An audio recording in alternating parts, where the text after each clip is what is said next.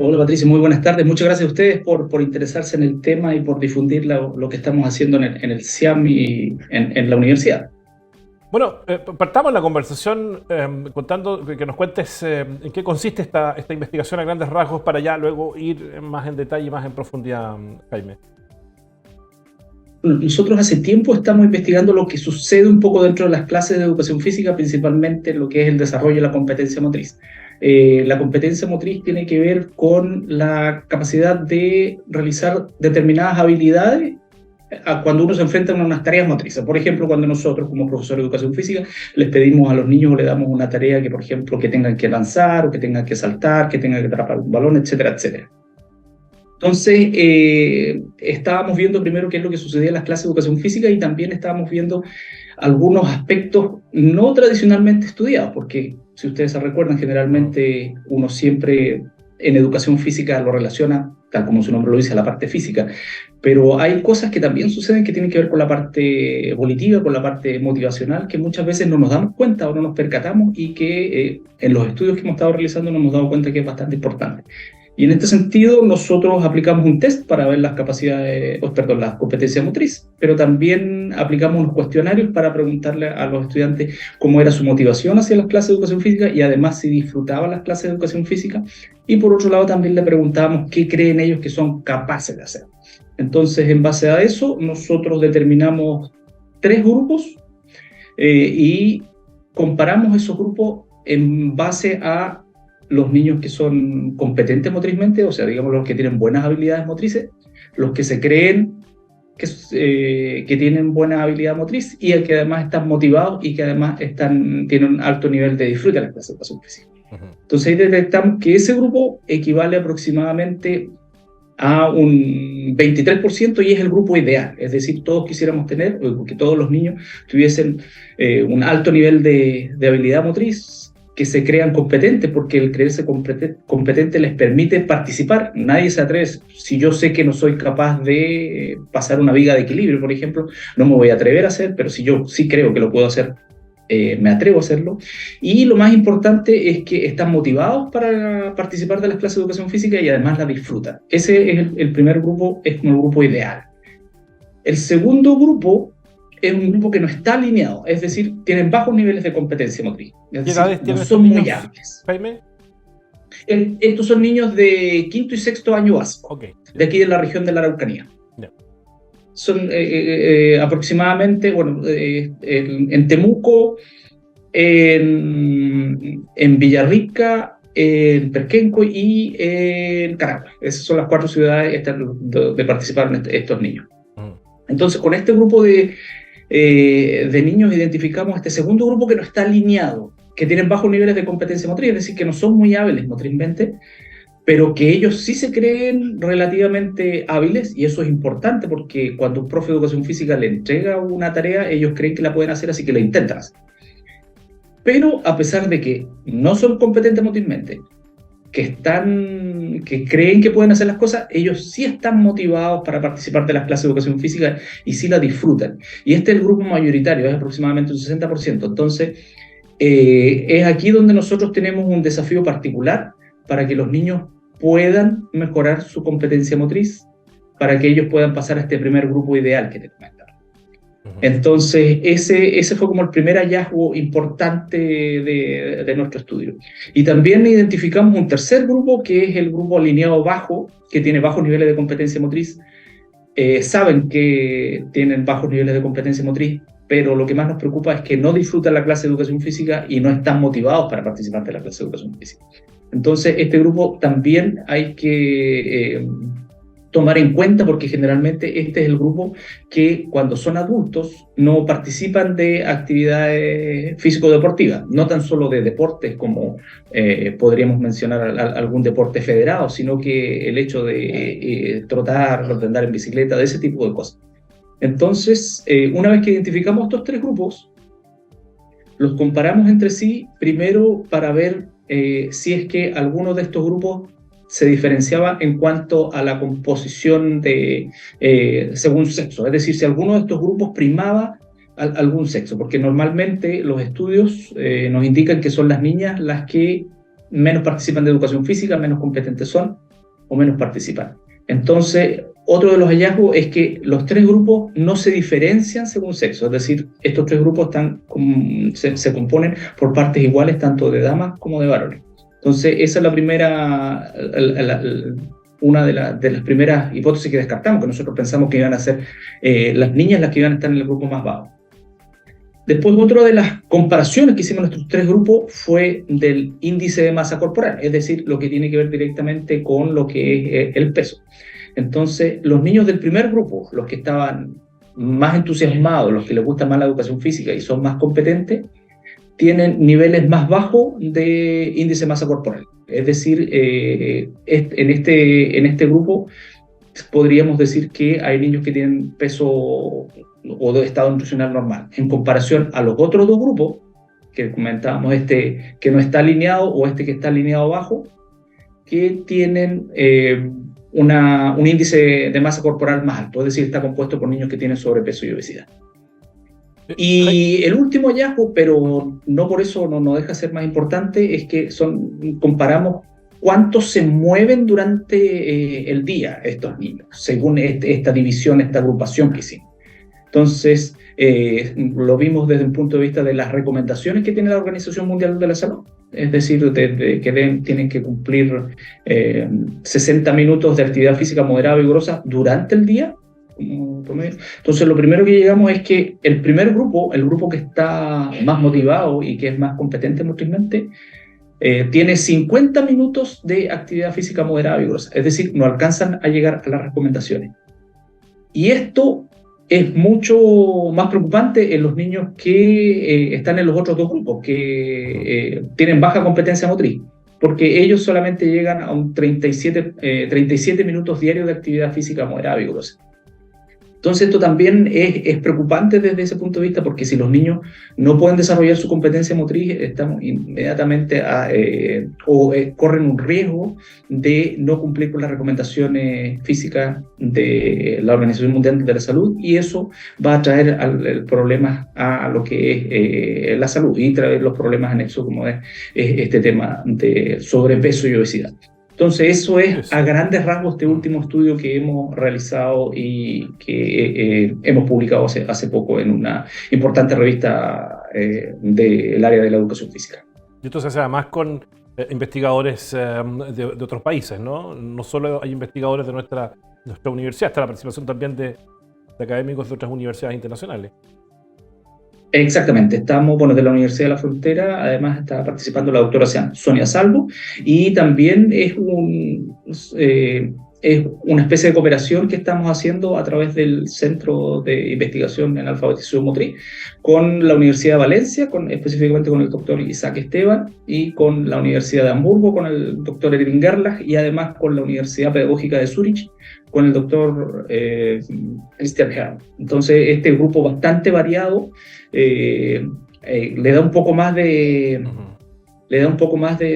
valor, ya que a pesar de que son datos, digamos, locales, también para ellos, para los otros colegas, es algo nuevo, es algo novedoso, y es algo que nosotros valoramos mucho, porque además nos permite dar recomendaciones para que los profes de educación física puedan intervenir y puedan mejorar esta competencia motriz en nuestros escolares. Precisamente te iba a preguntar por la utilidad que tiene un estudio de estas características, Jaime, para profesoras y profesores de educación física, ¿no? Sí, esa es una de las misiones que nos hemos propuesto en lo que es el Centro de Investigación en Alfabetización Motriz, que tiene que ver con la transferencia de esta investigación hacia, en este caso, el aula o el gimnasio, en las clases de educación física. Porque cuando nosotros podemos, esto identifica que uno de los problemas que tenemos es que un gran porcentaje de los niños no está cumpliendo con los niveles de actividad física recomendados. Otro de los aspectos importantes es que hay un gran porcentaje de los niños que tienen bajos niveles de competencia motriz, es decir, no son hábiles. Entonces vamos a tener que enfocarnos en desarrollar las habilidades motrices para que ellos puedan ser capaces de participar de otro tipo de actividades, como son los deportes, que necesitan habilidades más complejas. Y lo otro también que este estudio releva bastante es el hecho de preocuparnos de la parte motivacional dentro de las clases de educación física, porque muchas veces nosotros, en el afán de que los niños se muevan más, nos centramos un poco en lo que son las actividades competitivas, por ejemplo. Entonces, el hecho de generar este tipo de actividades competitivas, y una de las cosas que nosotros ahora estamos investigando, es que es muy probable que los niños que estén en este primer grupo de, que acabamos de analizar, donde tienen alto nivel de competencia motriz, sean los que siempre ganan.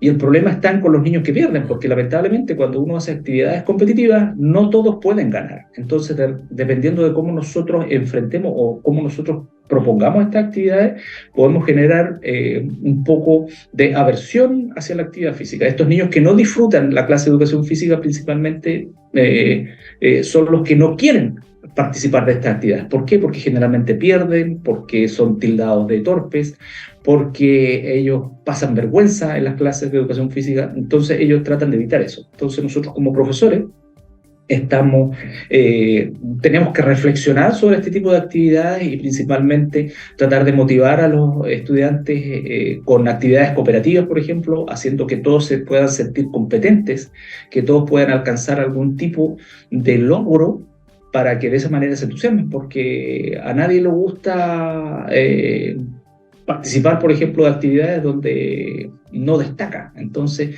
eso también es importante cuando nosotros relevamos mucho la competencia, y lamentablemente los que ganan son unos cuantos más, por la mayoría es la que pierde, y cuando estos niños recurrentemente están perdiendo, dicen, ¿para qué voy a participar de estas actividades si da lo mismo si voy a perder?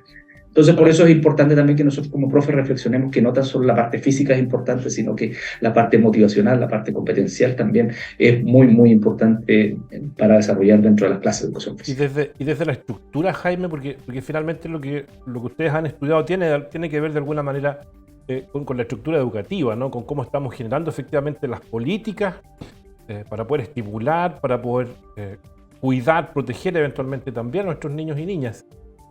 ¿Cómo llegamos a los tomadores de decisiones de las políticas públicas con un estudio de estas características? ¿Cómo se influye para que efectivamente esas decisiones estén, digamos, bajo este informe, ¿no? Bajo las sugerencias que aquí se plantean?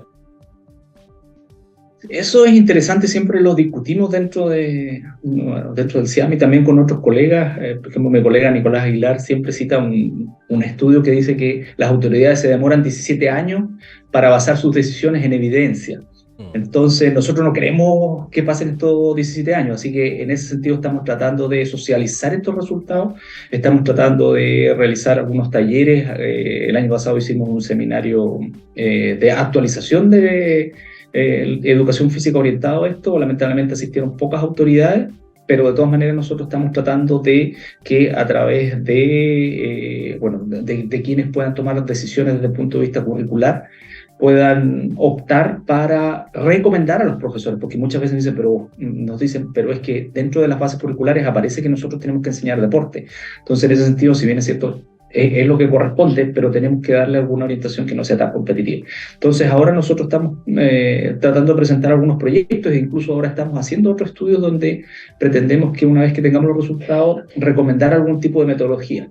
Pero lo que nos interesa también es que sean los profesores primeros que se apropien de esto, para que ellos también puedan hacer fuerza y ayudarnos para poder cambiar esta realidad, porque, como te comentaba, muchas veces los tomadores de decisión van pasando de gobierno a gobierno, y muchas veces esto va quedando en el olvido o se demoran mucho en tomar estas decisiones. Entonces, pretendemos que desde la comunidad educativa, trabajando con los profesores, y que mismos los profesores dentro de su establecimiento educacional puedan incorporar esta idea, pretendemos que se haga mucho más fuerza, y esperamos también que las autoridades, desde una perspectiva un poco más holística y no tan solo desde la parte física o de la parte de la salud, tomen estas decisiones para ir cambiando esta realidad, porque al final lo que sucede es que los niños son los que se van los perjudicados, en el sentido que no generan estos aprendizajes. Y hay otro componente de Lolos que tú planteas, ¿no? En esta dimensión del holístico, la familia, ¿no? ¿sí? Cómo influir o cómo entregar herramientas a la familia para promover efectivamente la competencia motriz de sus hijos e hijas. Sí, eso también hemos estado trabajando y bueno, nosotros a través de los profesores de educación física, con los profesores de educación física también tratamos de enviar la información a los apoderados para que ellos traten de fomentar la competencia motriz. Entonces, muchas veces es, bueno, yo no soy profe de educación física, pueden decir los papás, entonces yo no le puedo enseñar a mi hijo. Sin embargo, son los niños los que por motivación propia van participando de algunas o van haciendo algunas actividades. Entonces nosotros lo que estamos recomendando es, por ejemplo, si tienen la posibilidad, porque también estamos claros que no todos tienen la posibilidad de llevar a su hijo, por ejemplo, a alguna plaza de juego. Entonces sería súper importante que los papás llevaran a los niños, los dejaran experimentar y los dejen jugar. Entonces ellos mismos van a ir desarrollando su competencia motriz. O por otro lado, tratar de jugar con ellos. Muchos de nosotros, no sé tu caso, Patricio, pero cuando estábamos en el colegio, nosotros saltábamos la cuerda, por ejemplo, en los recreos. Hoy en día eso los niños no lo están haciendo. Entonces, cuando uno ve los resultados donde el 75% de los niños no salta la cuerda, donde en los varones es mucho peor, el 90% de los hombres no saltan, no son capaces de saltar la cuerda. Eso años atrás era algo como súper común que nosotros participáramos y hiciéramos este juego. Entonces, ese tipo de cosas nosotros también le pedimos a los papás que de repente recuerden en sus tiempos escolares y que de repente le puedan comprar una cuerda, puedan habilitar algún espacio pequeño, ¿no es? Una cama elástica. Y le puedan enseñar a saltar la cuerda, por ejemplo. Y lo que pasa, Jaime, es que era distinto. Yo creo que tú eres un poquito más joven que yo, pero también viviste esa época. Y habían dos elementos que hoy día tienen de alguna manera preponderancia. Uno tiene que ver con el tiempo de los papás. Los papás parece que tenían más tiempo efectivamente para poder sacar a los niños, a los hijos, a las hijas, digamos, al parque. Y no habían pantallas, por lo tanto uno jugaba, mira, desde jugar al luche, saltar la cuerda, jugar a las polcas, jugar al trompo, jugar en la calle a la pelota, fuera, digamos, de las actividades curriculares que eran parte, digamos, del colegio. Entonces también hay una cuestión estructural de la sociedad que hoy día de alguna manera nuestros niñas están siendo influenciados. ¿Cuánto esto? La pandemia fue una crisis, y las crisis habitualmente tienen consecuencias multidimensionales. ¿Cuántos de esto estamos sufriendo todavía, ¿no? ¿Cuánto esto es consecuencia de la pandemia que aún estamos sufriendo y que probablemente vamos a seguir registrando durante un tiempo más? Sí, pero nosotros en otro estudio también hicimos una comparación entre los niños que estaban en quinto año básico antes de la pandemia y con los niños de quinto básico después de la pandemia. Cuando empezaron a ir a clases, cuando todavía estábamos en pandemia, pero ya se podía ir a clases. Y ahí también nos dimos cuenta que en lo que es el control de objetos, en ese tipo de actividades donde tienen que manipular un balón, por ejemplo, ahí no encontramos diferencias significativas. O sea, eso también es importante, porque el nivel ya antes de pandemia era demasiado bajo. Entonces pasó una pandemia y no hubo ningún tipo de cambio. Es decir, estábamos tan mal antes de la pandemia que esto se mantuvo. Sin embargo, donde sí se produjo cambio es en el control del cuerpo. Si bien es cierto, antes de la pandemia no estábamos bien en las actividades como por ejemplo correr, saltar, hacer una voltereta, equilibrarse. En la pandemia influyó mucho más y eso también está anexado de que, bueno, los niños también aumentaron de peso o aumentó el índice de masa corporal durante la pandemia. Entonces, este hecho de que los niños hayan subido de peso también ha influenciado en que ellos sean menos competentes. Entonces, si bien es cierto, el panorama no era alentador antes de la pandemia, ahora es peor. Entonces, nosotros estamos tratando de seguir evaluando esto. Ahora estamos viendo que después de un año ha habido cierta mejoría en comparación al regreso de clases post pandemia. Sin embargo, todavía no es suficiente. Entonces, es un tema bastante complicado esto. Incluso ustedes pueden revisar que ya se está hablando de que la pandemia del sobrepeso y la obesidad continúa en lo escolar. Entonces eso es más preocupante, sobre todo ahora donde los niños necesitan un poco más de estímulos para que ellos puedan hacer actividad física. El doctor Jaime Cárcamo, director del Centro de Investigaciones en Alfabetización Motriz, el CIAM, de nuestra Universidad de la Frontera. Jaime, yo lamento que sea tan poco el tiempo para conversar, pero creo que alcanzamos a dar una pincelada del trabajo que ustedes están realizando con esta investigación científica. Te agradezco muchísimo la conversación y vamos a quedar atentos a lo que están haciendo en el CIAM. Muchas gracias a ti, Patricio, y bueno, esperemos que más adelante se dé la oportunidad porque hay cosas bastante interesantes y hay cosas bastante importantes que los papás también pueden aportar, así que sigan atentos ahí y aprovecho de invitarlos a la FIUFRO el día miércoles, que también tenemos un stand y también vamos a hablar de este tipo de cosas. Fantástico, a ver si ahí nos vemos. Gracias, Jaime. Un abrazo, chao. Que estén muy bien, chao, chao.